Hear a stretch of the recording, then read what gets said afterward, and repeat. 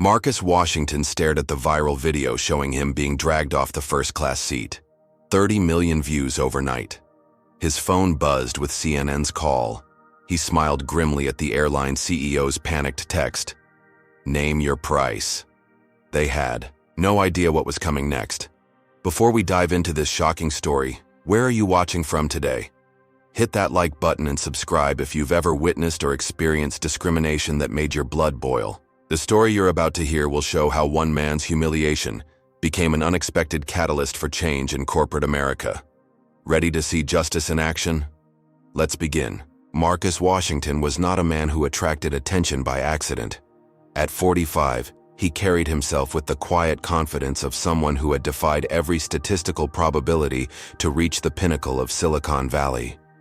As the founder and CEO of CyberShield Solutions, a cybersecurity firm valued at $1.2 billion, he represented a rarity in the tech world, a black man who had built his empire from nothing but raw intelligence and unstoppable determination.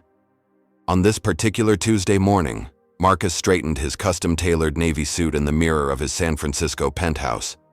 The reflection showed a man with close-cropped salt and pepper hair, intelligent brown eyes behind titanium-framed glasses, and skin the color of dark walnut. His 6'2" frame remained athletic despite the endless hours behind desks and in boardrooms. Today mattered more than most days in his already remarkable career. "CyberShield stock up another 2 points this morning, sir," said his assistant Jamila through the apartment's speaker system. "And Mr. Williams from White Tech confirmed your meeting in Chicago at 4. Marcus nodded to himself. "Thanks, Jamila. Car downstairs in 20? Already waiting, sir. I've uploaded the final merger documents to your secure server." The White Tech Industries merger represented everything Marcus had worked toward for the past decade. $500 million, market dominance, and a chance to create the most diverse executive leadership team in tech history. Jeffrey Williams, White Tech's CEO, was a shrewd businessman who respected Marcus but was notoriously impatient. This in-person meeting would seal their future, or destroy it. Marcus's journey to this moment had been anything but easy. Born to a single mother in Harlem, he had watched her work 3 jobs just to keep food on the table. His mother, Elaine Washington, had sacrificed everything to ensure her only son could focus on his education. While other kids played basketball, after school, Marcus built computers from discarded parts he scavenged from neighborhood dumpsters. His exceptional math skills and programming talent had earned him a full scholarship to MIT, where he graduated top of his class despite the constant undercurrent of professors and classmates who seemed surprised by his intelligence. "You're very articulate," they would say, the backhanded compliment revealing their low expectations. After graduation, Marcus had faced hundreds of rejections from venture capitalists when trying to launch CyberShield. "Great idea," they would say, "but we're not sure you're the right fit to lead this company." The unspoken bias was always hanging in the air, thick and suffocating. But Marcus had persevered. He bootstrapped his company with savings and small investments from friends until his innovative security algorithm caught the attention of a major bank. 10 years later, CyberShield protected data for 60% of Fortune 500 companies. As his private car navigated through morning traffic toward San Francisco International Airport, Marcus reviewed the merger documents on his tablet. He had been working 20-hour days for weeks to finalize every detail. His eyes burned from exhaustion, but the thrill of what this deal meant kept him alert, not just for him, but for the hundreds of young black students he sponsored through his foundation, showing them that barriers could be broken. The flight to Chicago O'Hare was scheduled for 10:30, giving him plenty of time to make the 4 o'clock meeting with Jeffrey Williams. Marcus had specifically booked first class on national airlines, not because he needed luxury, but because he needed the space to work and the quiet to prepare. "Good morning, Mr. Washington," the national airlines check-in attendant greeted, him with a professional smile. "We're delighted to have you flying with us today. I've upgraded you to our premium first-class cabin as a thank you for your loyalty." "Thank you," Marcus replied with genuine appreciation, accepting his boarding pass. While he could easily afford the ticket, the gesture was nice, a small reminder that sometimes the world did recognize merit. The security line moved efficiently. and Marcus was soon sitting in the premium lounge, finalizing his merger presentation. He called his chief financial officer for a last-minute review of the numbers. "Everything looks solid, Marcus," said Robert Chen, his CFO of 5 years. "White Tech would be crazy to walk away from this deal." "Never underestimate the unexpected, Robert," Marcus replied, a habit born from years of being blindsided by prejudice disguised as business decisions. When boarding was announced, Marcus packed his laptop and documents into his leather briefcase and walked to the gate. He nodded politely to the flight attendants who welcomed passengers aboard, then made his way to his assigned seat, 2A, a spacious first-class window position. The first-class cabin gleamed with luxury. Wide leather seats, real wood accents, and attentive staff offering pre-flight champagne. Marcus declined the champagne, accepting still water instead. He needed a clear head for the meeting ahead. He stored his briefcase carefully under the seat in front of him, keeping the merger documents close. As other first-class passengers boarded, mostly white businessmen in suits similar to his own, Marcus noticed the subtle double takes, the quick glances that questioned his presence in this exclusive space. He had grown accustomed to these looks over the years, learning to ignore them while never forgetting what they meant. A flight attendant approached with a warm smile. Her name tag read, Veronica Miller. She was in her mid-30s with blonde hair pulled back in a perfect bun. "Can I get you anything else before takeoff, sir?" she asked. "No, thank you, Veronica. The water is fine," Marcus replied, returning to his documents. The plane was nearly fully boarded when Marcus noticed Veronica's demeanor change. She kept glancing toward the front of the plane, her previously warm expression growing increasingly uncomfortable. Following her gaze, Marcus saw a white man in his 50s, with silver hair and an expensive watch glinting on his wrist, engaged in what appeared to be a heated discussion with the gate agent at the aircraft door. The man gestured emphatically toward the first-class cabin, his voice rising just enough to catch fragments. "Always sit there. Standing arrangement. Do you know who I am?" Veronica approached Marcus again, her smile now tight and forced. "Sir, I'm sorry to disturb you, but there seems to be a seating issue." Marcus looked up, his expression neutral, despite the familiar sinking feeling in his stomach. "What sort of issue? My boarding pass clearly assigns me to seat 2A. Before Veronica could respond, the silver-haired white man appeared at her side, glaring down at Marcus. "You're in my seat," he stated flatly, as though it were an indisputable fact. Marcus calmly held up his boarding pass. "I believe there's a misunderstanding. My pass assigns me to seat 2A. The man, who Marcus would later learn was Bradley Thornton, executive vice president at Data Shield Technologies, didn't even glance at the boarding pass. "There must be a double booking. I always have this seat on this flight. It's a standing arrangement." "I understand that's frustrating," Marcus replied, evenly, "but my ticket assigns me here. Perhaps the airline can offer you an equivalent seat." Veronica's eyes darted between the two men, clearly uncomfortable. "Let me get my supervisor," she said, hurrying away. By now, other first-class passengers were watching the interaction with poorly disguised interest. Marcus felt the weight of their stares but maintained his composure. This was far from the first time his right to occupy a space had been questioned. Moments later, Veronica returned with an older woman whose name tag identified her as Diane Reynolds, cabin supervisor. Diane barely glanced at Marcus before addressing Thornton with deference. "Mr. Thornton, I understand there's a problem with your usual seat." "This seat is always reserved for me," Thornton insisted, his voice carrying authority that came from a lifetime of never being questioned. "I have connections to the airline board. There's obviously been a mistake." Diane turned to Marcus, her expression making it clear which passenger she valued more. "Sir, it appears there's been a booking error. Would you mind moving to another seat in first class? Or we can offer you a premium economy seat with a partial refund." Marcus felt a flicker of anger, but suppressed it. "There's no booking error," he said firmly, presenting his boarding pass again. "I booked this seat weeks ago and received confirmation. I'm happy to show you the email if necessary." Diane barely glanced at the boarding pass. "I understand, sir, but Mr. Thornton is a Platinum Elite member with special arrangements." "I'm also a Platinum member," Marcus countered. "And more importantly, I have a valid ticket for this specific seat." Bradley Thornton's face reddened. "Look, I don't have time for this. I have important business in Chicago that can't wait." "As do I," Marcus replied calmly. "I have a critical meeting this afternoon." The standoff continued for another minute, with Diane clearly favoring Thornton despite the evidence in Marcus's hand. Other passengers began to shift uncomfortably, some avoiding eye contact, others watching with undisguised interest. "Sir," Diane finally said to Marcus, her tone hardening, "I need to ask you to move to another seat or deplane. You're delaying our departure." "I'm not the one causing a delay," Marcus pointed out. "I'm sitting in my assigned seat with a valid ticket." "This is ridiculous," Thornton interrupted.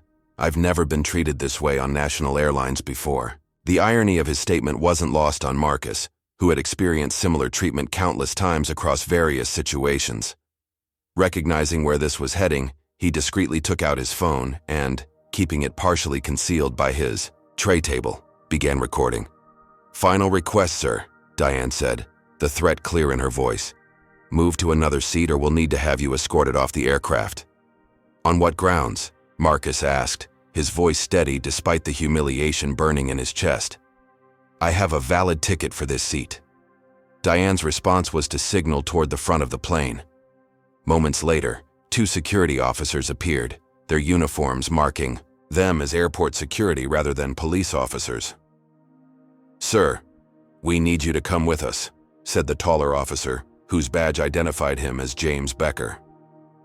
Marcus maintained his composure. "I'm not leaving my assigned seat without a valid reason. This appears to be discriminatory treatment." The second officer, Thomas Green, a stockier man with a crew cut, stepped forward. "Sir, this isn't a debate. Either you come willingly, or we'll remove you." Around him, Marcus noticed several passengers had their phones out, recording the escalating situation. Some looked concerned, others entertained, and a few appeared uncomfortable but unwilling to intervene. Making a split-second decision, Marcus stood slowly. "I'll leave under protest, and I want it noted that I'm being removed from a seat I legally purchased while my valid boarding pass is being ignored." But his dignified exit was not to be. As he gathered his briefcase, Officer Green grabbed his arm roughly. "Let's not make this difficult." "I'm not resisting," Marcus said, his voice remaining calm even as anger and humiliation washed over him. Disregarding his cooperation, both officers seized Marcus by the arms, their grips unnecessarily tight as they began to force him toward the exit. His briefcase tumbled to the floor, documents spilling out, critical merger papers now scattered under seats. "My documents," Marcus protested. "I need those for a meeting." His concerns were ignored as the officers dragged him forward, his expensive shoes scraping against the carpet. Marcus was acutely aware of the spectacle they were creating, a successful black man being forcibly removed to accommodate a white passenger's preferences. As they reached the aircraft door, Marcus looked back to see Bradley Thornton already settling comfortably into seat 2A, a satisfied expression on his face as Veronica rushed to offer him champagne. The walk through the terminal was one of the longest of Marcus's life. Despite his success, despite his wealth and position in this moment, he was reduced to what society had always seen first, his skin color. And yet, even in this moment of humiliation, Marcus Washington's mind was already calculating, observing, planning. They had chosen the wrong man to make an example of. This was not the end of the story, but merely its beginning. The fluorescent lights of Chicago O'Hare International Airport cast harsh shadows as security officers James Becker and Thomas Green marched Marcus Washington through the crowded terminal. Travelers stopped to stare, some raising phones to capture the spectacle of a well-dressed black man being escorted by security. Marcus kept his head high, his face a mask of dignity despite the burning humiliation coursing through him. "I have the right to know why I'm being removed from a flight where I held a valid ticket," Marcus stated calmly, his voice betraying none of the rage building inside him. Officer Green tightened his grip on Marcus's arm. Save it for the security office, he muttered, his fingers digging into the expensive fabric of Marcus's suit. Marcus noted every detail with the precision that had made him a tech innovator. Green's badge number, the expressions of witnesses, the exact time on the terminal clock. His analytical mind never stopped working, even as his body was being physically controlled. When they reached a less crowded area of the terminal, Officer Green suddenly shoved Marcus against a wall, out of sight of most passengers, but unfortunately not away from all cameras. The impact knocked the wind from Marcus's lungs. "Listen," Green hissed, his face inches from Marcus's. "Guys like you need to learn when to follow instructions. First class isn't for everyone." The implication hung in the air between them. Officer Becker shifted uncomfortably, but said nothing to stop his partner. "I'm going to pretend you didn't just say that," Marcus replied evenly, his eyes locked with Green's. "And I suggest you remove your hands from me immediately. I've complied with your instructions despite their questionable legality." Green's face flushed with anger at being challenged. He applied more pressure, pushing Marcus harder against the wall. "Are you threatening me?" "I'm advising you that your actions are being recorded by multiple security cameras," Marcus stated, nodding toward a dome camera in the ceiling corner. "And I'll be requesting that footage." Something in Marcus's steady gaze, the confidence of a man familiar with power, made Green release him, though not without a final shove. "Keep moving," he ordered, his tone still hostile. They continued to the airport security office, a sterile room with fluorescent lighting and plastic chairs. Inside, Marcus was directed to sit while the officers conferred with a supervisor in hushed tones. Through the glass partition, Marcus could see them gesturing toward him, occasionally glancing in his direction. After several minutes, a man in a management uniform entered, his name badge identifying him as Richard Coleman, airport security manager. "Mr. Washington," Coleman began, consulting a clipboard, "you were removed from National Airlines Flight 257 for causing a disturbance and refusing crew member instructions." Marcus sat straight in his chair. "That is categorically false. I was seated in my assigned seat with a valid ticket when another passenger claimed it should be his. Rather than verify our respective tickets, the crew immediately sided with him and demanded I move. When I politely declined to give up the seat I had legally purchased, security was called." Coleman's expression remained impassive. "According to the report, you were combative and disruptive." "Is there a recording of this alleged behavior?" Marcus asked. "Because I have video showing quite the opposite." He reached for his phone, only to realize it had been confiscated along with his other belongings upon entering the security office. "Your personal items will be returned when we're finished," Coleman stated flatly. "Mr. Washington, you're not under arrest, but we need to complete an incident report before you can leave." Marcus glanced at his watch. It was now 11:45. The flight had departed without him, with his essential merger documents scattered across the first-class cabin. His 4 o'clock meeting with Jeffrey Williams, potentially worth $500 million in years of work, was in serious jeopardy. "I need to make a call to my office," Marcus said. "I was en route to an important business meeting." Coleman hesitated, then nodded. "You can use the office phone. 3 minutes." Marcus dialed his executive assistant Jamila from memory. "It's me," he said when she answered. "There's been a situation. I'm not going to make the meeting with Williams." "What?" "Marcus, he's already called twice checking your arrival time." "I was removed from my flight," Marcus explained briefly, aware of Coleman watching him closely. "Long story, but I need you to call Williams and explain there's been a travel emergency. See if he can reschedule for tomorrow, or if I can join virtually." "He specifically said this had to be in person," Jamila reminded him, concern evident in her voice. "He's got other offers on the table." Marcus closed his eyes briefly. Everything he had built was at risk. "Tell him I'll be there. I'll get another flight even if I have to charter one. And Jamila, contact Anthony. Tell him I'll need him in Chicago tonight." Anthony Jenkins had been Marcus's friend since childhood, in Harlem, and was now one of the top civil rights attorneys in the country. They hadn't spoken in months due to their busy schedules, but if anyone would understand the situation and know how to respond, it would be Anthony. "Time's up," Coleman announced. "I'll call back when I can," Marcus told Jamila before hanging up. The next hour dragged as Marcus answered redundant questions, signed statements, and refuted the false narrative being constructed around the incident. Throughout the process, he maintained his professional demeanor, even as officers referred to him as "boy" under their breath when they thought he couldn't hear. Finally, Coleman returned with Marcus's belongings. "You're free to go, Mr. Washington.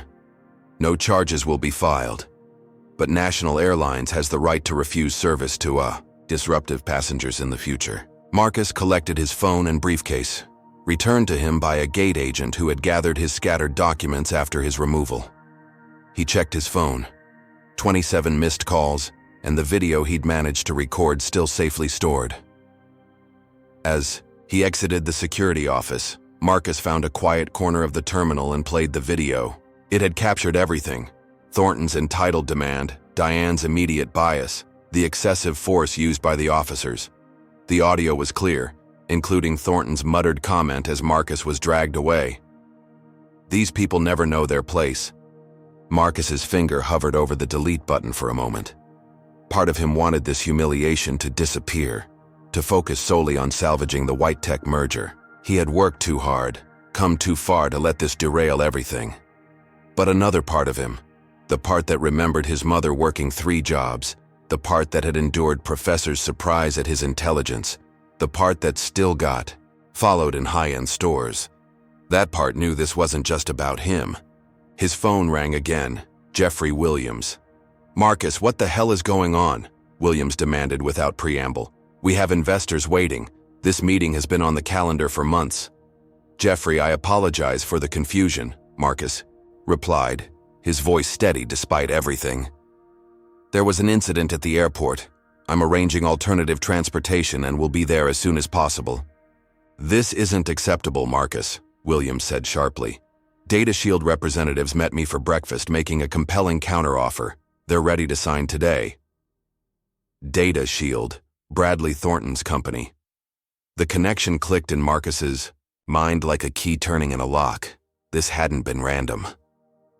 "Jeffrey, I've been working toward this merger for 10 years, Marcus said.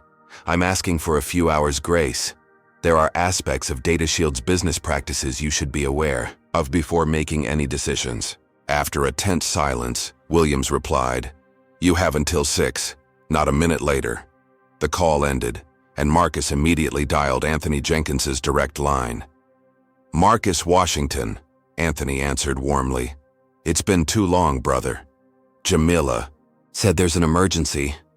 "I need your help, Anthony," Marcus said, his voice finally betraying a fraction of the stress he felt.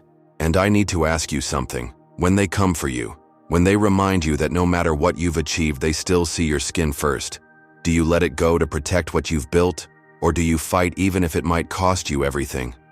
Anthony's response was immediate and resolute. "You document it, you strategize, and you make them regret the day they decided you were less than. This time, Marcus, they picked the wrong black man." For the first time since being dragged off the plane, Marcus Washington smiled. The polished mahogany conference table in Anthony Jenkins's downtown Chicago law office gleamed under recessed lighting as Marcus finished recounting the events of the morning. The video from his phone played on a large wall-mounted screen, the images crisp enough to clearly identify everyone involved.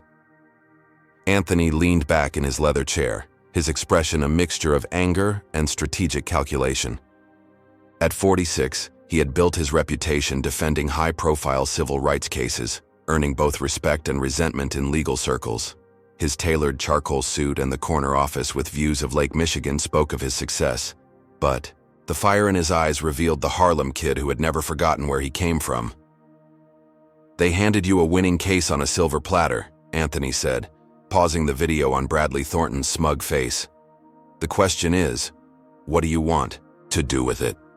Marcus's exhaustion was evident in the slight slump of his shoulders, but his voice remained firm. "I want accountability, but I also need to save this merger. White Tech won't wait much longer." Anthony nodded, pressing an intercom button. "Bring in the team." Moments later, 3 people entered the conference room. Anthony made introductions. "Marcus, Meet Sofia Rodriguez, our social media and public relations specialist, James Chen, corporate law expert, and Kiara Johnson, who specializes in civil rights litigation. Sophia, a sharp-eyed woman in her early 30s, immediately began taking notes on her tablet. This video is digital gold, Mr. Washington. The optics are undeniable. James Chen adjusted his glasses as he studied documents from Marcus's briefcase. The timing with your white tech merger is suspicious. Have you considered this might be corporate sabotage with racial prejudice as the weapon? Marcus's eyes narrowed. Bradley Thornton. I recognized the name but couldn't place it until Jeffrey Williams mentioned Data Shield made a counteroffer. This morning. Kiara Johnson, whose quiet demeanor belied a reputation for ferocity in courtrooms, pulled up information on her laptop. Bradley Thornton, Executive Vice President at Data Shield Technologies, your direct competitor. She scrolled. Further. And look at this. 3 sealed settlements for workplace discrimination in the past 5 years.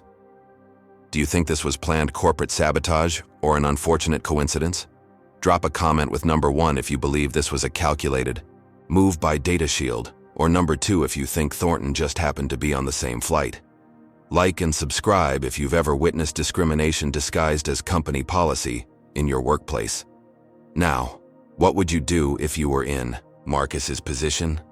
Would you prioritize the business deal or fight for justice? Let's see what strategy Marcus and his team develop. This wasn't random, Marcus concluded, scrolling through emails on his phone. The merger announcement hasn't gone public yet, but industry insiders have been speculating. Thornton must have found out I was flying to Chicago today. Anthony paced the length of the conference room. So we're looking at a 2-front battle, the civil rights violation and potential corporate espionage. We need to approach this carefully. Sophia tapped her stylus against her tablet. The court of public opinion moves faster than any legal proceeding. If we release this video strategically, national airlines will be scrambling to settle within hours. But that could undermine the white tech deal, James cautioned. If Marcus becomes the center of a viral racial incident, Jeffrey Williams might get cold feet about the public association. Marcus checked his watch. I have less than 4 hours to get across town for that meeting. The merger has to be the priority. It represents jobs for hundreds of people, including many minorities we've specifically recruited and mentored. Kiara's voice cut through the debate. Why choose?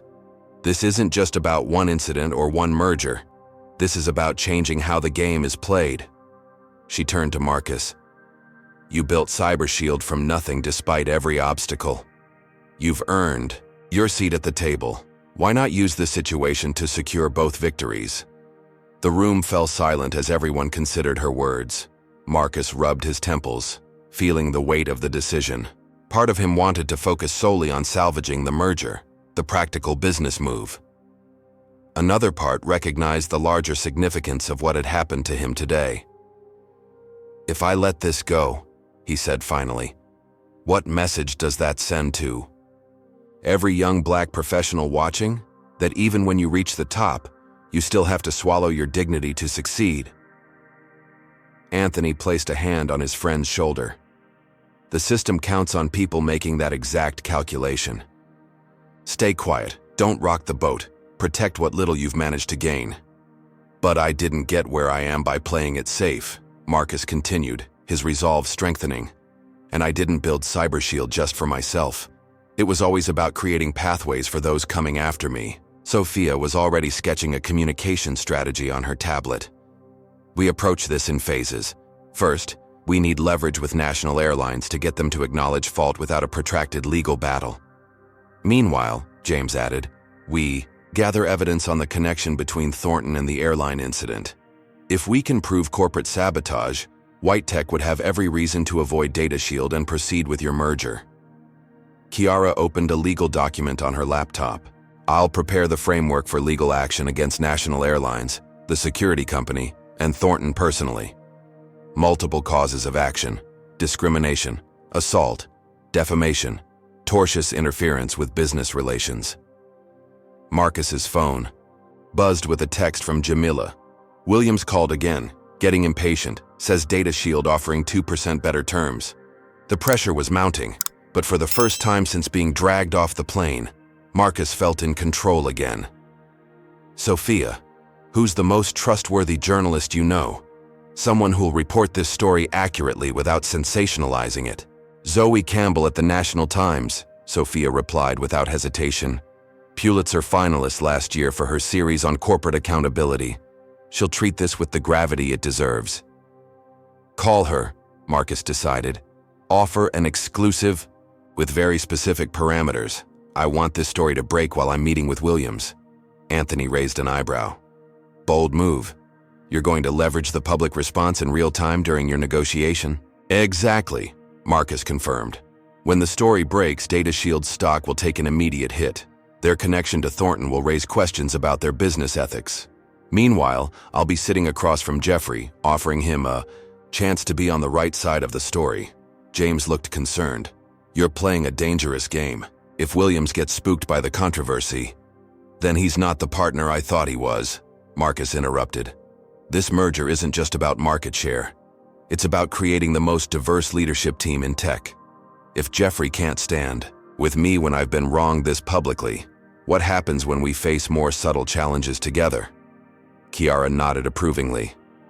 Sometimes the strongest negotiating position is simply standing firm in your truth. Anthony began outlining action items on a whiteboard. We move on multiple fronts simultaneously. Sophia works with Zoe Campbell on the media narrative. James investigates the Thornton Data Shield connection. Kiara prepares our legal strategy. I'll handle direct communication with National Airlines General Counsel. As the team dispersed, to execute the plan, Marcus remained at the conference table, reviewing the White Tech merger documents. Anthony paused at the door. You know this could all backfire, he warned his friend. You could lose the merger and end up in a years-long legal battle. Marcus looked up, his expression resolute. My mother didn't work 3 jobs so I could someday be successful enough to tolerate being treated like a second-class citizen. She did it so I could change the system that tried to keep us down. Anthony smiled. That's the Marcus Washington I remember from Harlem, the one who never backed down, even when the odds were stacked against him. I'm still that person, Marcus replied, straightening his tie as he prepared to head to the White Tech meeting. I've just gotten better at calculating the odds, and today, I like our chances. Zoe Campbell's fingers flew across her keyboard, her dark eyes intense as she crafted the opening paragraphs of what would become the most read article of her career.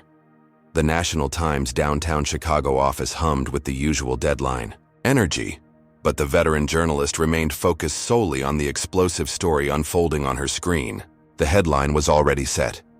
Tech CEO forcibly removed, racial bias or business sabotage. Below it, a still image from Marcus Washington's video showed him being dragged from his seat, dignity intact despite the humiliation. Zoe had verified every detail, cross-referenced statements, and most importantly, watched the unedited video Marcus had provided. As a black woman who had clawed her way to journalistic prominence, she recognized the familiar pattern of bias, but approached the story with the objectivity that had earned her a Pulitzer nomination. 5 minutes until we go live, her editor called across the newsroom. Legal cleared it? Triple-checked, Zoe confirmed. We've reached out to all parties for comment. National Airlines provided a boilerplate response about investigating the incident. Data Shield and Bradley Thornton haven't responded. At precisely 3:30 p.m., 30 minutes before Marcus Washington's rescheduled meeting with Jeffrey Williams, the story went live on the National Times website, accompanied by a carefully edited version of the video that clearly showed the discrimination without being exploitative. Within minutes, the story began to spread like wildfire across social media platforms.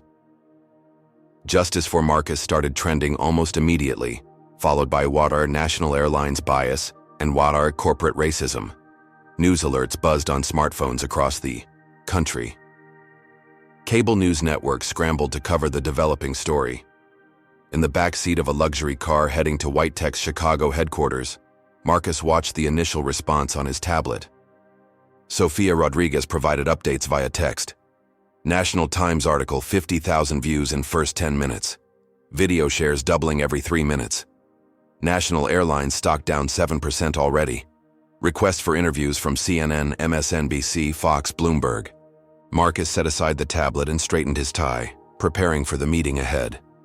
The driver pulled up to an impressive glass tower in downtown Chicago. "We've arrived, Mr. Washington." In her Manhattan office, National Airlines CEO Franklin Pierce stared at the catastrophic stock ticker on his wall screen. The company had lost 15% of its value in under an hour. His phone hadn't stopped ringing since the story broke. "Get me everything on this incident," he shouted to his executive assistant, "and find out who the hell Bradley Thornton is and why my flight crew gave him preferential treatment." Across town at DataShield's headquarters, CEO Michael Harrison slammed his office door shut as he got off the phone with their biggest investor. "Find Thornton now," he barked into his intercom, "and prepare a statement distancing us from his personal actions." But Bradley Thornton wasn't answering his phone. He sat in a Chicago hotel bar, watching his face appear on the overhead television as commentators dissected his role in the incident. His third whiskey did nothing to calm his growing panic. At O'Hare International Airport, flight attendant Veronica Miller was called into a meeting with HR. Security officers James Becker and Thomas Green received notification of administrative leave pending investigation. Cabin supervisor Diane Reynolds sat in her car in the employee parking lot, deleting text messages from her phone. Meanwhile, in Anthony Jenkins's law office, the team monitored the explosion of public interest with strategic satisfaction. Social media response is overwhelming, Sophia reported. 93% supportive of Marcus. Calls for National Airlines boycott gaining traction. Kiara looked up from her legal drafts. "I've received calls from 3 major civil rights organizations offering support and resources." James Chen entered the conference room, his expression triumphant. "We found it." A series of text messages between Thornton and the flight attendant Veronica Miller. They know each other. She was instructed to create a seating issue if Marcus boarded. Anthony's eyes widened. "That's the smoking gun. Get this to Marcus immediately. He's about to meet with Williams." The gleaming conference room on the 40th floor of White Tech Industries headquarters offered a panoramic view of Chicago's skyline. Jeffrey Williams, a trim Asian American man in his 50s, checked his watch impatiently as his executive team arranged documents around the table. "Mr. Washington has arrived," his assistant announced. Jeffrey's expression was cool as Marcus entered. "You're cutting it close, Marcus. We have investors waiting on our decision." "Thank you for your flexibility, Jeffrey," Marcus replied calmly, setting his briefcase on the table. "Before we begin, I should mention there's a situation developing that may impact our discussions." Jeffrey frowned. "What kind of situation?" Before Marcus could respond, one of White Tech's executives glanced at his phone and exclaimed, "Holy shit. Marcus, is this you?" He turned his screen to show the viral video now playing on every major news site. Jeffrey's expression shifted from annoyance to shock as he watched. "This happened to you today? This is why you were delayed?" Marcus nodded. "Yes, and there's more to the story that isn't public yet." He slid his phone across the table, displaying the text messages James had just forwarded. "Bradley Thornton, the man who had me removed, is Executive VP at DataShield. This was corporate sabotage designed to make me miss this meeting." Jeffrey's face hardened as he read the messages. "They offered us a deal this morning, said you were unreliable and might not show. They engineered a situation to make that appear true," Marcus explained. "The question now is, do you want to partner with CyberShield, a company committed to integrity and innovation, or with people who would resort to these tactics?" As the meeting continued behind closed doors, the public response continued to build. National Airlines issued a hastily crafted statement. "National Airlines takes allegations of discrimination very seriously. We are investigating the incident involving Mr. Washington and have placed the employees involved on administrative leave pending review. We are committed to providing a respectful environment for all passengers." The statement was immediately criticized for its vagueness and lack of direct apology. The airline stock continued to plummet. DataShield released their own statement an hour later. The actions of Executive Vice President Bradley Thornton appeared to have been taken in his personal capacity and do not reflect the values or policies of DataShield Technologies. We are conducting an internal investigation and will take appropriate action. Social media users quickly pointed out the statement's careful wording appear to have been, and its failure to apologize to Marcus Washington directly. Boycott DataShield began trending. Back at Anthony's office, the team received an unexpected call. A woman identifying herself as Emma Blackwell, a 72-year-old retired teacher, claimed to have been seated near Marcus on the flight and had recorded additional footage of the incident. "I was in seat 3B, she explained. "What happened to that gentleman was disgraceful. I've been haunted by not speaking up during the incident, but I did record it. And I heard things the official report doesn't mention." Sophia immediately arranged for a courier to collect Emma's phone footage. When it arrived and they viewed it, the recording captured clear audio of Bradley Thornton saying to Veronica Miller, "I told you to handle this before he boarded. Michael will be furious if this doesn't work." Michael Harrison, Anthony realized. DataShield's CEO, this goes all the way to the top. As evening fell over Chicago, Marcus emerged from White Tech headquarters, his expression unreadable as he slipped into the waiting car. His phone immediately rang. Anthony checking on the outcome. "So?" Anthony asked. "Deal or no deal?" Marcus allowed himself a small smile. "The merger is proceeding, with improved terms. Jeffrey was furious about DataShield's tactics. He's making a public statement tomorrow about corporate ethics and announcing our partnership." "That's a win," Anthony said. "But National Airlines is still trying to control the narrative. They've offered a private settlement, 7 figures with an NDA, of course." Marcus's expression hardened. "No deal. This isn't about money. It's about changing how business is done. Tell them I want structural changes, not hush money." As his car navigated through evening traffic, Marcus stared out at the city lights, thinking about how quickly life could change. This morning, he had been a respected CEO headed to an important meeting. By midday, he had been reduced to a man defined solely by his skin color, and now he had become something else entirely, a symbol in a larger fight.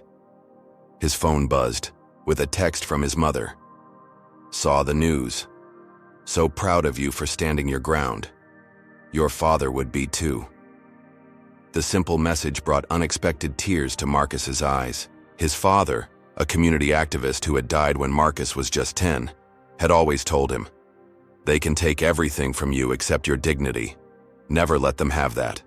Today, Marcus had held on to his dignity. Tomorrow, he would use it as a weapon in a fight much bigger than one airline seat. The luxury Peninsula Hotel suite overlooking Michigan Avenue had been transformed into a war room. Screens displayed real-time social media analytics, news coverage, and stock market movements. Marcus Washington stood at the center, reviewing strategy with his expanded team on the morning after the National Times story broke. National Airlines stock down 23% at opening bell, James Chen reported. They've lost over $600 million in market value overnight. Sofia Rodriguez scrolled through her media monitoring dashboard. "Your CNN interview has 17 million views already. The comments are overwhelmingly supportive." Marcus nodded, buttoning the jacket of his fresh suit. He had appeared on CNN's morning show just hours earlier, his calm dignity and articulate responses creating a striking contrast to National Airlines' fumbling corporate statements. "I didn't set out to become the face of corporate discrimination," he had told the interviewer. "I was simply a passenger with a valid ticket who was removed because someone else, someone white, felt entitled to my seat." But this incident reveals a systemic problem that extends far beyond one flight or one airline. His poised performance had resonated with viewers across the political spectrum. The hashtag #EIStandWithMarcus was trending globally. National Airlines CEO Franklin Pierce has requested a private meeting, Anthony announced, looking up from his phone. His representative says he wants to resolve the situation amicably. Marcus straightened his tie. "Set it for noon. Let's hear what he has to say." At precisely 12 o'clock, Franklin Pierce arrived with his general counsel and chief communications officer. The airline CEO was a tall white man in his 60s, with the weathered confidence of someone unaccustomed to apologizing. After brief introductions, Pierce leaned forward in his chair. Mr. Washington, this situation has spiraled out of control. I want to personally express my regret for your experience on our airline. Regret isn't the same as accountability, Marcus replied evenly. Pierce's jaw tightened. We're prepared to offer substantial compensation for your inconvenience and any emotional distress. $2 million with the understanding that we can all move forward from this unfortunate incident. The airline's general counsel slid a document across the table. We've prepared a standard confidentiality agreement, an NDA. Anthony interjected, not touching the document. You want to pay for silence. Pierce adjusted his gold cufflinks. This is standard practice in dispute resolution. It protects all parties. Marcus studied the airline CEO's face. It protects your airline while doing nothing to address the underlying problems. I'm not interested in your money, Mr. Pierce. Then what do you want? Pierce asked, frustration seeping into his voice. Marcus slid a folder across the table. Comprehensive anti-bias training for all customer-facing staff, an executive diversity program with measurable goals and public reporting, and no confidentiality agreement. I want transparency about what happened and how you're addressing it. Pierce's face reddened. That's completely unreasonable. You're trying to dictate how I run my company. No, Marcus corrected him. I'm offering you a chance to transform a crisis into an opportunity. Your stock is in freefall. Public trust is shattered. You can fight a lengthy public legal battle that you'll ultimately lose, or you can become an industry leader in addressing discrimination. The airline executives exchanged glances. Pierce's communications officer whispered urgently in his ear. We'll need time to consider these demands, Pierce finally said. Take all the time you need, Marcus replied, but understand that every day you delay, public pressure will increase. The footage speaks for itself. After the airline executives departed, Kiara updated the team on their expanding legal strategy. We've identified 6 previous complaints against Supervisor Diane Reynolds for discriminatory treatment of minority passengers. All were settled quietly with NDAs. And we've confirmed Thornton's connection to the flight attendant, James added. Veronica Miller is his cousin by marriage. She's deleted her social media accounts, but we found photos of them together at family events. Marcus's phone rang. Jeffrey Williams calling from White Tech headquarters. The merger announcement is drafted, Jeffrey reported. But we have a problem. Data Shield is claiming you orchestrated this entire incident as a publicity stunt. They're trying to poison the well with our investors. Marcus's expression darkened. They're getting desperate. We need to move quickly, Jeffrey urged. They've launched an aggressive media campaign. Their stock recovered slightly after they announced Thornton's leave of absence. Understood. We'll accelerate our timeline. After ending the call, Marcus addressed his team. Data Shield is counterattacking. We need to consolidate the evidence connecting them to this incident. Sophia looked up from her laptop. I've been monitoring airline employee forums. There's chatter about Diane Reynolds having connections to Data Shield's board. One employee claims she received special instructions regarding your flight. Follow that lead, Marcus directed. And Anthony, arrange a meeting with influential Black business leaders in Chicago. We need to build broader support. As the team dispersed to their tasks, Marcus's security detail, hired after he began receiving anonymous threats, approached with concern.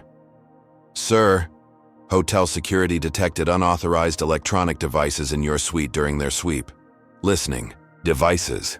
Marcus showed no surprise. Corporate espionage is part of the game now. Let's use it to our advantage. He raised his voice slightly. Make sure everyone understands our next public move will be announced tomorrow morning. That evening, Marcus met privately with 7 prominent Black executives from various industries in a secure conference room at Anthony's law firm. No phones or devices were permitted. What you're doing is necessary, said Regina Carter, CEO of a major healthcare corporation. But make no mistake, they'll try to destroy you for it. I faced similar tactics when I sued my former employer for promotion discrimination. Walter Bridges, a venture capital pioneer, nodded in agreement. They'll dig into your past, looking for anything to discredit you. They'll try to paint you as angry, unreasonable, playing the race card. I'm prepared for that, Marcus assured them. But I need your public support when the time comes. Too often we fight these battles alone because others fear becoming targets themselves. One by one, the executives pledged their support. Their collective influence represented billions in market power and thousands of employees.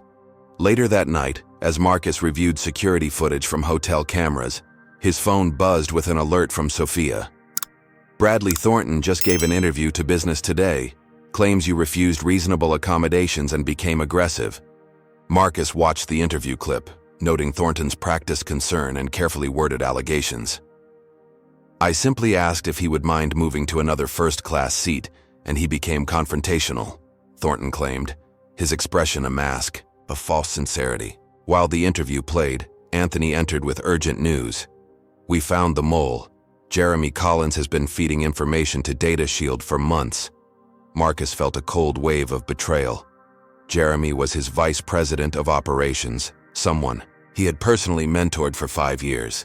You're certain? Anthony handed him a tablet showing email exchanges between Jeremy and Michael Harrison, Data Shield's CEO. He's been sharing confidential merger details, executive meeting notes, even your travel schedule. That's how they knew I'd be on that specific flight, Marcus realized. Set up a meeting with Jeremy tomorrow morning. Don't let him know we're on to him. The next day dawned with fresh challenges. National Airlines had rejected Marcus's proposed terms, offering instead a larger settlement with the same NDA requirements. Data Shield's counter-narrative was gaining traction in certain business publications, and Whitetech's investors were growing nervous about the escalating corporate warfare. At 9 a.m., Jeremy Collins entered Marcus's hotel suite, his expression a practiced mask of concern. You wanted to see me, Marcus? I've been so worried since this whole incident began. Marcus studied the man he had trusted, the subtle tells of nervousness now obvious. Have a seat, Jeremy. I wanted to discuss our contingency plans for the merger. Data Shield seems to have inside information. Jeremy's laugh was slightly too quick. Probably just good intelligence work on their part. You know how this industry operates. I do, Marcus agreed, sliding a folder across the table. That's why I had our security team trace the information leaks. The color drained from Jeremy's face as he opened the folder to find copies of his own emails to Data Shield. Why? Marcus asked simply. Jeremy's facade crumbled. They approached me 6 months ago, offered triple my salary, equity options, said I'd never reach the top at CyberShield because you were building a diversity showcase rather than promoting on merit. And you believe that, Marcus stated, disappointment evident in his voice. Despite watching me promote people based solely on performance for 10 years. It wasn't personal, Jeremy insisted weakly. Betrayal is always personal, Marcus countered. You're terminated effective immediately. Security will escort you from the building. Whether we pursue criminal charges depends on your cooperation now. After a shaken Jeremy provided full details of his communications with Data Shield, Marcus convened his team for a strategy session. We now have concrete evidence linking Data Shield's CEO directly to the airline incident, he announced. It's time to go on the offensive. The corporate battle had escalated beyond a single incident of discrimination to expose a web of corruption, espionage, and systemic bias. And Marcus Washington, once simply a tech innovator, had become the unlikely champion in a fight much larger than one airline seat. The digital clock on the nightstand read 3:17 a.m. as Marcus Washington stared at the ceiling of his hotel suite. Despite physical exhaustion, sleep remained elusive. The weight of the past 4 days pressed down on him like a physical presence. What had begun as a business trip had transformed into a very public battle against corporate discrimination that was consuming every aspect of his life. His phone buzzed with yet another news alert. Data Shield CEO denies orchestrating discrimination. Incident questions Washington's motives. Marcus set the phone aside and rubbed his eyes. The constant barrage of media coverage, strategy sessions, and legal consultations had left him operating on minimal sleep and maximum caffeine. The physical and emotional toll was becoming evident in the dark circles under his eyes and the tension headaches that had become his constant companion. As he lay in the darkness, unwelcome memories surfaced. Incidents of discrimination he had pushed aside throughout his life in order to move forward. The science teacher who seemed surprised when he aced every test. The college admissions officer who needed to verify his perfect SAT scores. The venture capitalist who would only speak to his white co-founder during pitches. The luxury car salesman who asked if he could afford the vehicle he was interested in. Each individual incident had been manageable, unpleasant reminders of persistent bias, but not insurmountable obstacles. Marcus had always chosen to focus on excellence rather than grievance, believing his success would speak for itself. But now, lying awake in a Chicago hotel room at 3 a.m, he wondered about the cumulative cost of all those swallowed moments of humiliation. His phone rang, startling him. Only one person would call at this hour. "Mom, is everything okay?" he answered immediately. Elaine Washington's voice carried the wisdom of her 73 years. "I should be asking you that question. I saw you on the news again. You look tired, baby." Marcus smiled despite himself. No matter his achievements or age to Elaine, he would always be her baby. "I'm fine, Mom. Just a lot happening." She replied, unconvinced.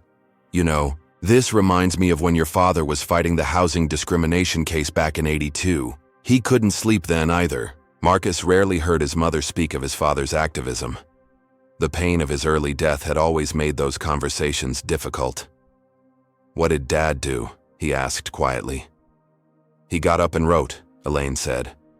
"Letters, speeches, plans. Said if insomnia wanted to rob him of rest, he'd rob it of victory by using those hours. But he also knew when to rest his sword, Marcus. Even the strongest warriors need sleep. Have you ever had to choose between your personal well-being and fighting for what's right? Comment number 1 if you've had to make sacrifices for your principles, or number 2 if you think self-care should always come first. Like and subscribe if you believe one person's stand against discrimination can create meaningful change. What would you do if you were in Marcus's position, with threats mounting and your life's work at risk? Let's see how Marcus navigates these personal challenges. After the call ended, Marcus rose and moved to the suite's desk. His mother's advice resonated. If sleep wouldn't come, perhaps the time could be productive. He opened his laptop and began writing a personal statement, not for the media or legal proceedings, but to clarify his own thoughts. As dawn broke over Chicago, Marcus's security team alerted him to a concerning development. The threats that had begun as anonymous online comments had escalated to specific messages sent to his company email. Some included personal details that suggested surveillance. "We've found listening devices in both your hotel rooms so far," his head of security reported, "and someone attempted to access the hotel's keycard system overnight." Marcus nodded, processing this information with the same analytical approach he applied to business challenges. "Increase the team and sweep all meeting locations in advance. No electronic devices in strategy sessions." The mounting security concerns created yet another layer of stress. Marcus now traveled with bodyguards, changed hotels daily, and had limited his public appearances. His normal life, running his company, mentoring young tech talents, even his morning jog, had been suspended indefinitely. By mid-morning, reports from Cyber Shield headquarters brought additional worries. The Utsi company's stock had fluctuated wildly as investors reacted to the ongoing controversy. Several board members had expressed concerns about Marcus's focus being diverted from operations during a critical merger period. "The quarterly projections are solid," his CFO Robert Chen assured him during a secure video call. "But some board members are questioning whether this fight is worth the potential damage to the merger." Marcus felt a flash of frustration. "The merger is proceeding. Jeffrey Williams and I spoke this morning." "Yes, but Data Shield is lobbying white tech investors hard," Robert countered. "They're painting you as a liability, someone using a regrettable incident to pursue a personal agenda." After the call ended, Marcus stared out the window at the Chicago skyline. He had built Cyber Shield from nothing into a billion-dollar company. Now, his single-minded determination to fight discrimination threatened everything he had achieved. Was it worth it? His phone chimed with a calendar alert. a scheduled meeting with young black tech entrepreneurs at a local innovation hub. His instinct was to cancel. Security concerns, pressing legal matters, merger complications all provided ready excuses. But something inside him resisted. With enhanced security measures in place, Marcus kept the appointment. In a small conference room, he met with 7 young founders, their faces lighting up when he entered. "Thank you for coming, especially now," said Darnell Jackson, a 23-year-old developer working on encryption technology. "What you're doing means everything to us." For the next hour, Marcus listened as they shared their experiences. The funding rejections with thinly veiled bias, the assumptions about their capabilities, the isolation in predominantly white tech spaces. Their stories echoed his own from decades earlier, a sobering reminder that despite his individual success, systemic barriers remained firmly in place. "How do you handle it?" asked Aisha Okafor, whose AI startup had secured modest seed funding despite stellar credentials. "The constant need to prove yourself while watching less qualified people advance?" Marcus considered her question carefully. "For years, I focused solely on excellence, believing if I built something undeniably valuable, bias would become irrelevant. And that strategy served me well in many ways. But I've come to realize that individual success doesn't change the system. At some point, you have to decide whether to accept the world as it is or fight to change it. Even if that fight costs you everything?" Darnell asked. The question hung in the air, reflecting Marcus's own late-night doubts. Before he could respond, his security team signaled urgently from the doorway. Outside the building, a media frenzy had erupted. Bradley Thornton had given another interview, this time claiming Marcus had a history of playing the race card and had orchestrated the plane incident for publicity. News vans lined the street, hoping to catch Marcus's response. As his security team escorted him through a back exit, Marcus's phone buzzed with an urgent message from Jeffrey Williams. "Data Shield making final push with our investors. Need to announce merger immediately or deal in jeopardy. 24-hour deadline." The pressure was mounting from all sides. Back in his secure vehicle, Marcus called Anthony for an update on the legal front. "National Airlines made another offer," Anthony reported. $5 million, still with an NDA. "And Thornton's going on the offensive. His team is digging into your past, looking for anything they can use." "Let them look," Marcus replied, though. The thought of having his life scrutinized for potential weapons against him was deeply unsettling. "What about our evidence connecting Data Shield to the incident?" "We're getting closer. Emma Blackwell, the passenger who recorded additional footage, wants to meet. Says she has more information she didn't feel comfortable sharing electronically."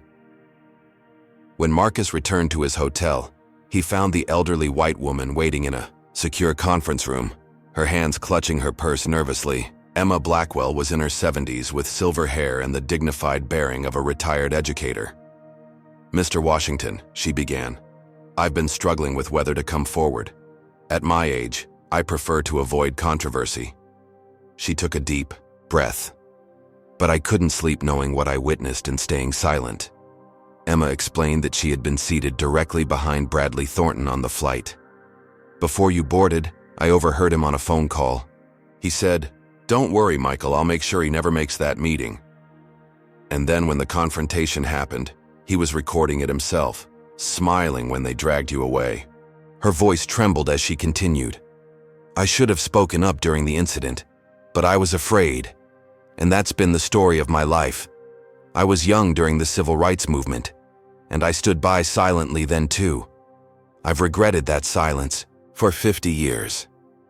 Marcus was moved by her courage in coming forward now. "Your testimony could be crucial, Ms. Blackwell.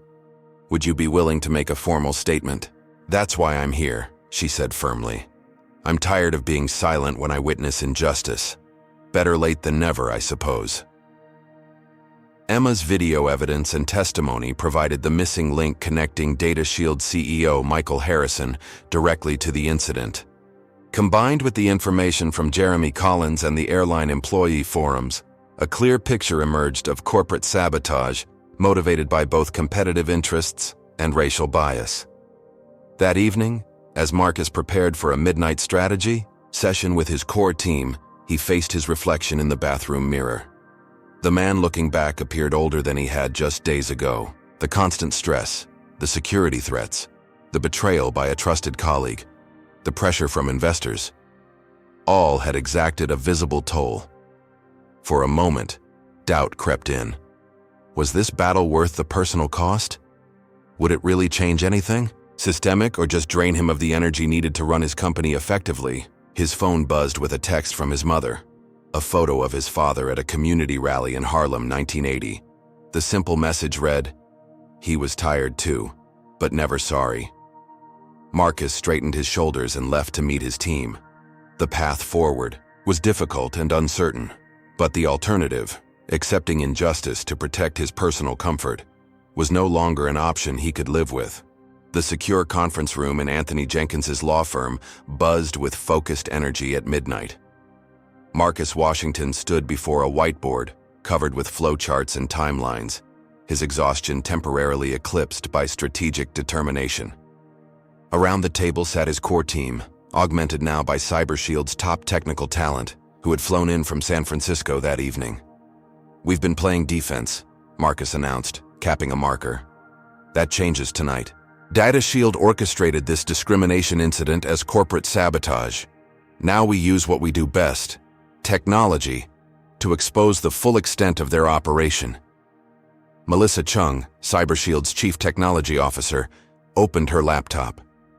"We've developed a forensic analysis plan that stays within legal boundaries while following the digital breadcrumbs." "Completely legal," Anthony emphasized.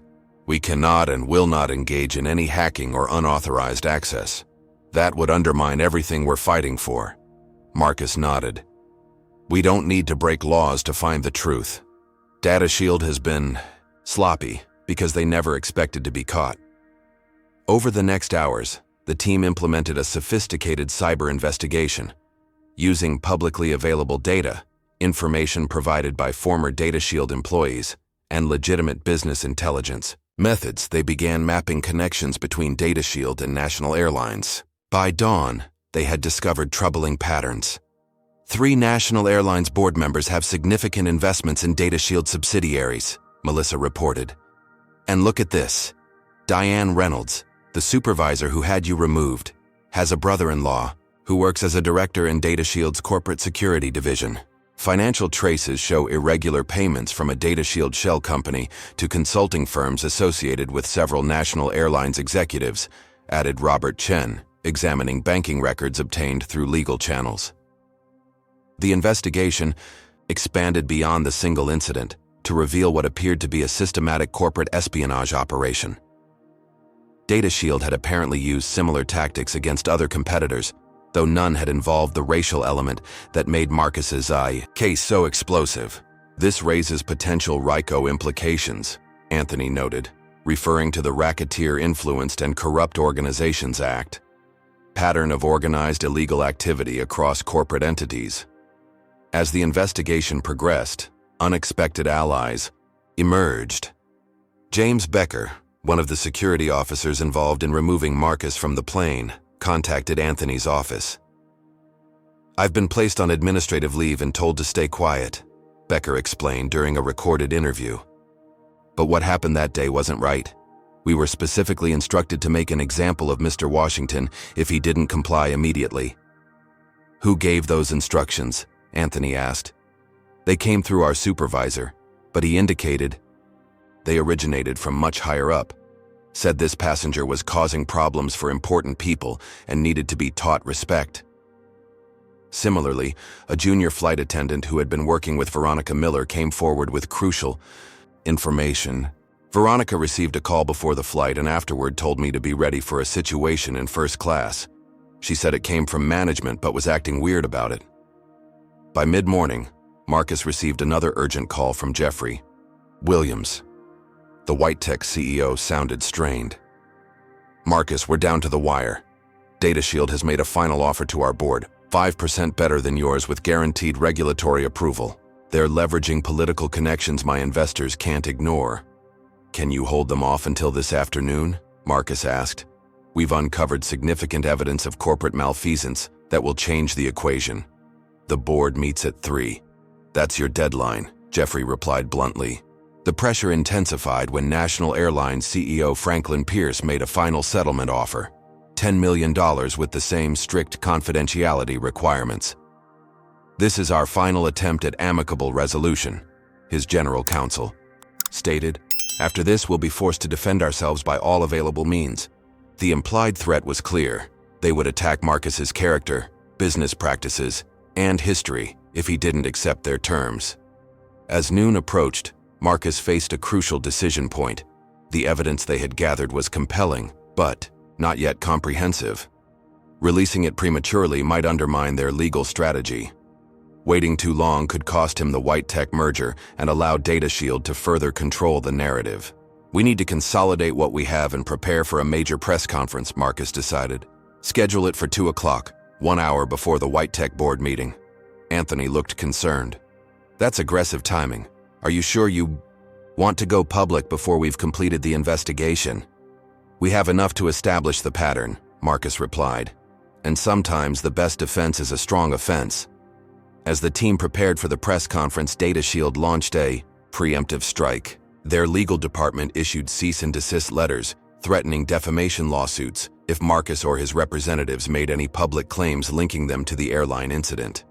Simultaneously, they released a statement announcing Bradley Thornton's resignation to pursue other opportunities, effectively creating distance between his actions and the company. National Airlines CEO Franklin Pierce made one last desperate attempt to prevent the press conference.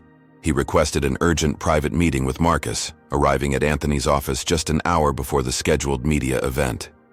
"You're making a grave mistake," Pierce warned, his previous corporate poise replaced by barely concealed panic. "This won't just damage National Airlines. It will harm the entire industry and thousands of innocent employees. I'm not responsible for the consequences of discrimination your company enabled," Marcus replied evenly. "I offered you a chance to address this constructively. You chose to offer money for silence instead." "Be reasonable," Pierce urged. "What happened to you was unfortunate, but turning it into a crusade against corporate America won't solve anything. Take the settlement, focus on your merger, move on." Marcus studied the airline CEO, a powerful man unaccustomed to not getting his way. "That's what you're counting on, isn't it? That the potential damage to my business interests will eventually outweigh my commitment to accountability. That's the calculation you expect every minority executive to make when faced with discrimination. Swallow your dignity to protect what you've built." "It's just pragmatism," Pierce insisted. "Business reality." "No," Marcus countered, rising to end the meeting. "It's how systemic discrimination perpetuates itself, but not today." As Pierce departed, Marcus took a moment alone in Anthony's office to center himself. The past 5 days had been the most challenging of his professional life. He had lost a trusted colleague to betrayal, put a historic merger at risk, faced threats to his personal safety, and endured public scrutiny of every aspect of his life and business. Anthony found him there, staring out the window at the Chicago skyline. "Press room is ready. Full house. Every major network and publication. Are you prepared for this?" Marcus straightened his tie. "When I was 10, my father took me to a community board meeting in Harlem. A developer wanted to tear down affordable housing to build luxury condos. Everyone knew it was wrong, but one by one, community leaders were bought off or intimidated into silence. My father was the only one who stood up and spoke the truth, even when it cost him contracts for his small construction business." He turned to face his friend. He told me afterward, "Son, there are moments in life when you have to decide what kind of man you want to be. The kind who does what's easy, or the kind who does what's right. This is one of those moments."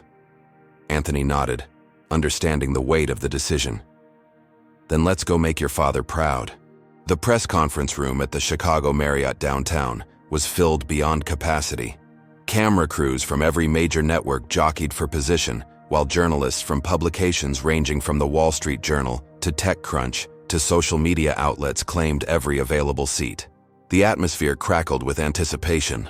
The Marcus Washington story had captivated the nation, transcending business news to become a cultural flashpoint about race, power, and accountability in corporate America. At precisely 2 o'clock, Marcus Washington entered through a side door, flanked by Anthony Jenkins and his legal team. He approached the podium with the quiet confidence that had characterized his public appearances throughout the crisis. Despite the pressure of the past 5 days, he appeared composed in a perfectly tailored charcoal suit, though close observers might notice the slight fatigue around his eyes. "Good afternoon," he began, his resonant voice filling the room without needing to raise it. "5 days ago, I boarded a flight to Chicago for a business meeting. I had a valid first-class ticket for a specific seat. I was forcibly removed from that seat in the aircraft because another passenger, a white passenger, felt entitled to my space. What began as a distressing personal experience has revealed a disturbing pattern of corporate behavior that extends far beyond one incident on one airline." Camera shutters clicked rapidly as Marcus continued. "This is not about one seat on one plane. This is about whether we are truly committed to equal treatment under law and in commerce. This is about accountability when that commitment is broken." Anthony stepped forward, methodically laying out the evidence they had gathered. Using video displays and document projections, he detailed the connections between DataShield Technologies and the airline incident. "We have confirmed that Bradley Thornton, then Executive Vice President at DataShield, was not randomly on that flight," Anthony explained. Text messages between Thornton and flight attendant Veronica Miller, who is his cousin by marriage, show. This was a coordinated effort to prevent Mr. Washington from reaching his meeting with White Tech Industries. Gasps rippled through the audience as Anthony displayed the text exchanges on screen, with personal information redacted, but the damning content clearly visible. "Make sure he doesn't make the meeting. M says whatever it takes." M refers to Michael Harrison, CEO of DataShield. Anthony continued. "We have obtained phone records showing calls between Harrison and Thornton immediately before and after the incident, as well as communications with National Airlines personnel." The evidence mounted as Anthony methodically presented testimony from airline employees, additional passenger video, and financial records showing irregular payments between DataShield subsidiaries and consulting firms linked to National Airlines executives. This was not merely discrimination, though that would be serious enough, Anthony concluded. This was corporate sabotage using racial bias as a weapon. The room erupted with questions, but Marcus raised his hand for silence. "Before we take questions, I want to introduce someone who has an important perspective to share." To the surprise of everyone in the room, Jeffrey Williams, CEO of White Tech Industries, walked onto the stage. The Asian American executive adjusted his glasses before addressing the stunned media. "I came here today to announce that White Tech Industries is proceeding with our planned merger with CyberShield Solutions," Williams stated firmly. "Furthermore, we are severing all existing contracts with DataShield Technologies, effective immediately." The announcement sent shockwaves through the room, and undoubtedly through financial markets where the news would instantly impact stock prices. "As an Asian American executive who has experienced my own share of discrimination in the technology sector," Williams continued, "I recognize the importance of this moment. Our merger with CyberShield isn't just about market share. It's about creating a technology leader that reflects America's diversity and demonstrates that ethical business practices and success are not mutually exclusive." Marcus and Jeffrey then unveiled their joint commitment to create the industry's most comprehensive anti-discrimination initiative, with measurable goals, independent oversight, and public reporting. "This is what leadership looks like," Marcus stated. "Not hiding behind NDAs and settlements, but acknowledging problems and addressing them transparently." As the press conference continued, screens at the back of the room began displaying real-time stock market reactions. DataShield shares plummeted 28% within minutes of the revelations. National Airlines stock, already weakened from previous days, dropped another 15%. Meanwhile, both CyberShield and White Tech saw their values increase as investors responded positively to their ethical stance and merger announcement. The question and answer session had just begun when a commotion erupted at the back of the room. Bradley Thornton pushed his way through the crowd, his face flushed with anger and panic. "This is slander," he shouted, pointing dramatically at Marcus. "You're destroying reputations with baseless accusations." Security personnel moved quickly to intercept Thornton, but before they reached him, his outburst had been captured by dozens of cameras, an unforced error that would further damage DataShield's attempts to distance themselves from him. As Thornton was escorted from the room, another unexpected development unfolded. National Airlines CEO Franklin Pierce entered through a side door, accompanied by his executive team.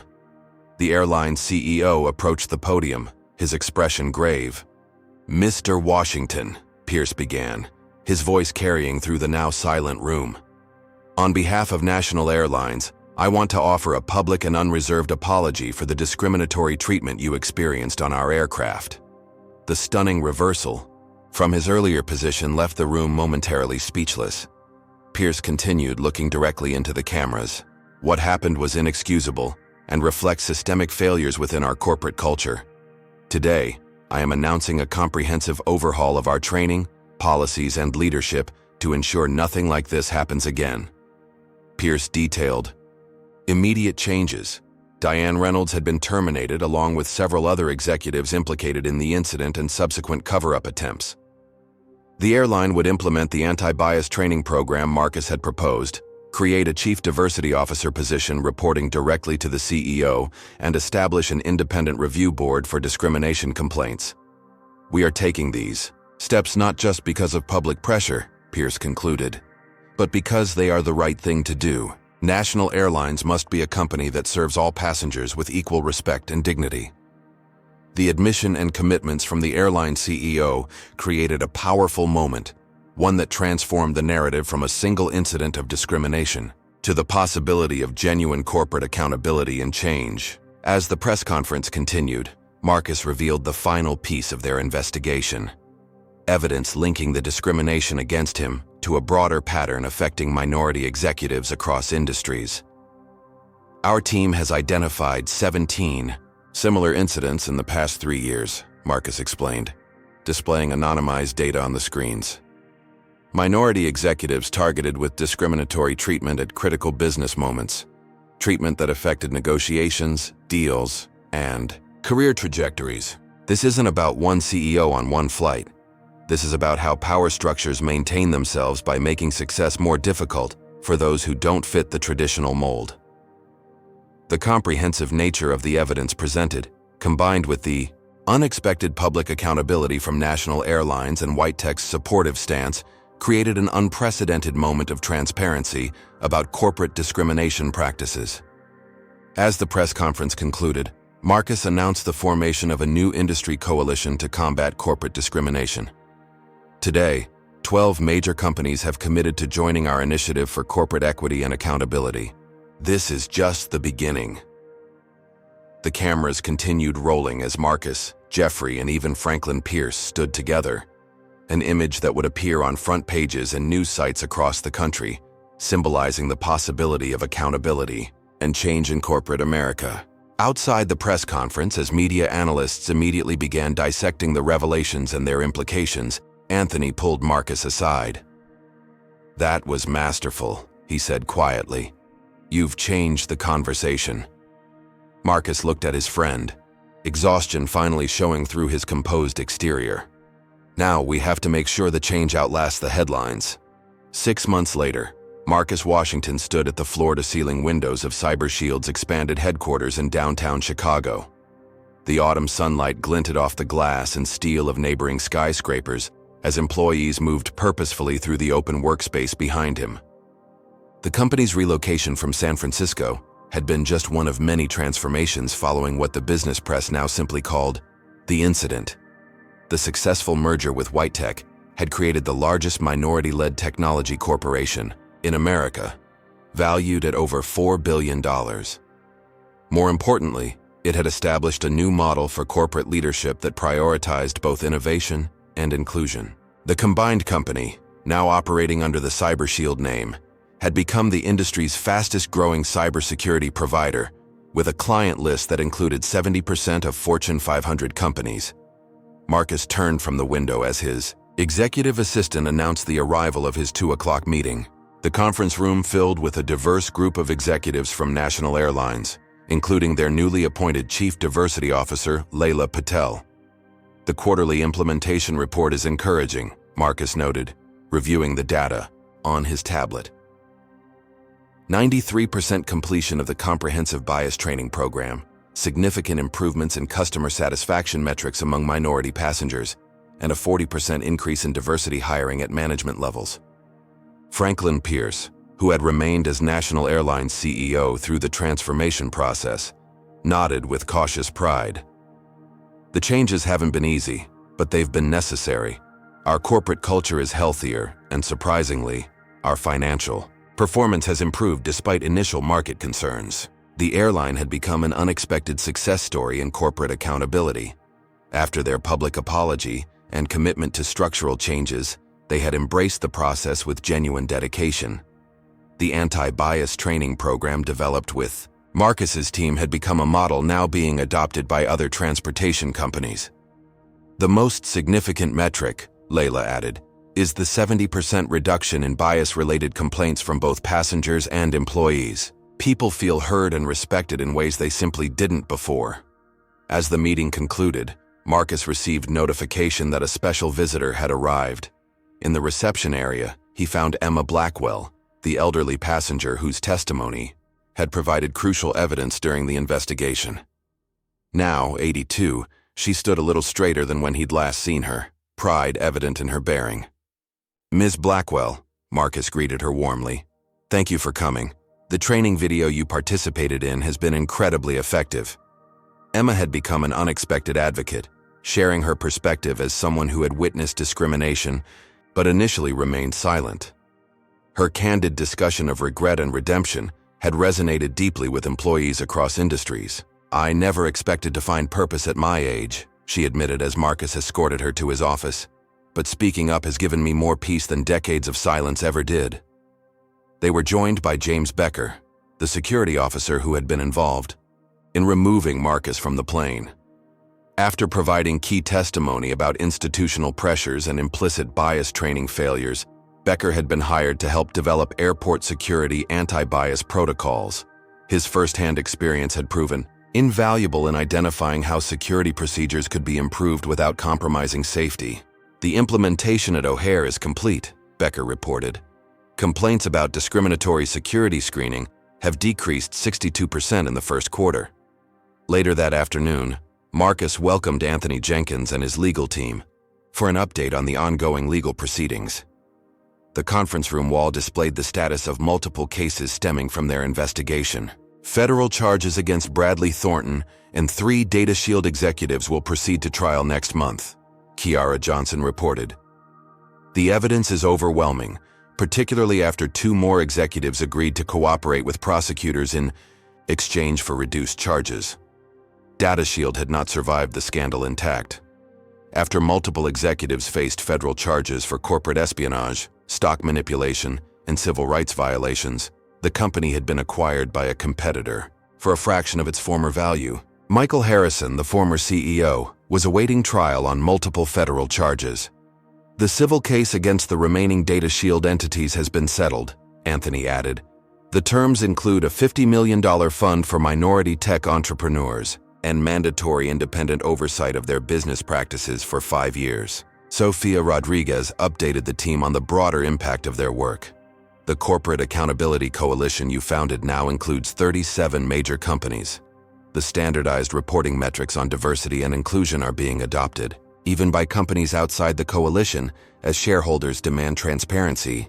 As his team shared additional updates, Marcus reflected on the personal transformation of the past 6 months. The fight had cost him, financially, emotionally, physically, but it also reconnected him with the core values that had driven him since childhood. The merger with Whitetech had exceeded financial projections while creating unprecedented opportunities for underrepresented professionals in the tech industry. That evening, Marcus hosted a celebration event at CyberShield's headquarters. The guest list included key figures from throughout the journey: Jeffrey Williams, Franklin Pierce, Emma Blackwell, members of the legal team, and the young black tech entrepreneurs Marcus had met during the crisis. The most honored guest, however, was Elaine Washington. Marcus's mother beamed with pride as she witnessed her son's impact. "Your father would be so proud," she whispered during a quiet moment. not just of what you've achieved, but of how you achieved it, by standing firm in your principles. The celebration reached its emotional peak when Marcus introduced a young man named Terrell Johnson, a brilliant computer science student from Marcus's old Harlem neighborhood. Thanks to CyberShield's expanded scholarship and mentoring program, Terrell would be joining the company as an intern while completing his degree. "Seeing you stand up made me believe I could belong in this industry," Terrell told Marcus, his voice carrying genuine emotion, not just succeed in it but help transform it. As Marcus surveyed the gathering, the unlikely alliances formed, the systems beginning to change, the doors opening for a new generation, he recognized the bittersweet nature of progress. The victory was significant, but incomplete. Discrimination remained a reality in corporate America and beyond. The work would continue long after today's headlines faded. Taking the podium for brief remarks, Marcus addressed this reality directly. "What we're celebrating today isn't the end of discrimination in corporate America.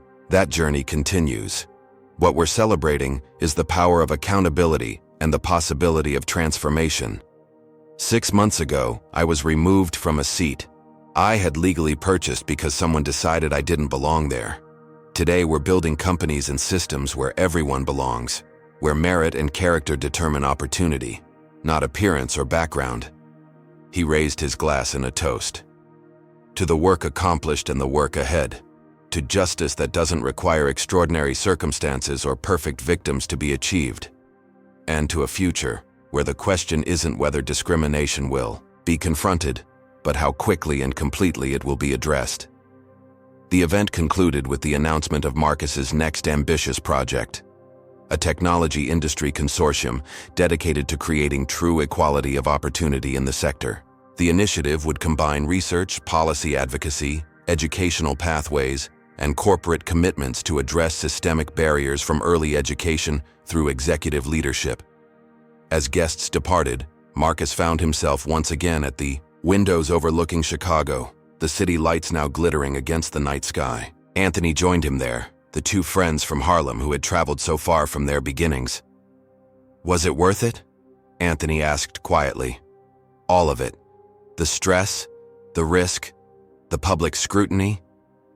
Marcus considered the question, remembering the moment on the plane when he had to decide whether to accept removal from his rightful seat or stand firm despite the consequences. "It was worth it," he replied finally. "Not because we won every battle or because the system is fixed. It was worth it because sometimes the greatest service you can offer the world is to simply refuse to accept injustice, even when acceptance would be easier." He turned from the window to face the now empty event space, where new alliances had formed and new commitments had been made. The seat was never just about the seat. It was about who gets to occupy space in this society, with dignity and without challenge. And that fight continues, one seat at a time. Have you ever witnessed someone stand up against discrimination and create meaningful change? Has this story inspired you to think differently about your own response when witnessing injustice? Comment below with your thoughts and experiences. Like and subscribe if you believe in the power of individual courage to transform systems. Share this video with someone who needs to be reminded that standing up for what's right matters, even when it's difficult. Thank you for joining me for this incredible journey of justice and transformation. I look forward to bringing you more stories that illuminate the path toward a more equitable world. This powerful story of Marcus Washington's fight against discrimination offers several profound lessons. First, individual dignity should never be compromised, even when facing powerful systems. Marcus could have accepted the airline's settlement to protect his business interests, but he recognized that true leadership requires standing for something greater than personal gain. Second, accountability creates change. By refusing to sign an NDA and insisting on structural reforms rather than financial compensation, Marcus transformed a personal humiliation into institutional improvement. His strategic approach, combining legal action, media savvy, and business leverage, demonstrates how effectively addressing racism requires engaging all available tools. Third, allyship matters. From Anthony's legal expertise to Emma's witness testimony, from Jeffrey's business partnership to the support of other Black executives, Marcus succeeded because he wasn't fighting alone. Real change requires both courageous individuals and supportive communities. Finally, the story reminds us that discrimination continues even at the highest levels of achievement. No amount of professional success, wealth, or credentials protects people of color from bias. The systems that perpetuate racism must be actively dismantled through consistent pressure, strategic action, and unwavering determination. These lessons extend beyond corporate settings to every space where people face discrimination. True justice requires not just addressing individual incidents, but transforming the systems that enable them. Has someone ever judged you based on your appearance rather than your character or credentials?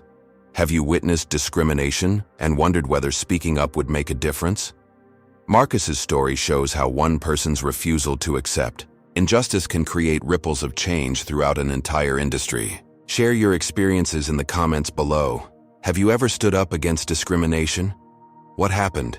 If you've been silent in the past, what would help you speak up next time? Comment with your thoughts.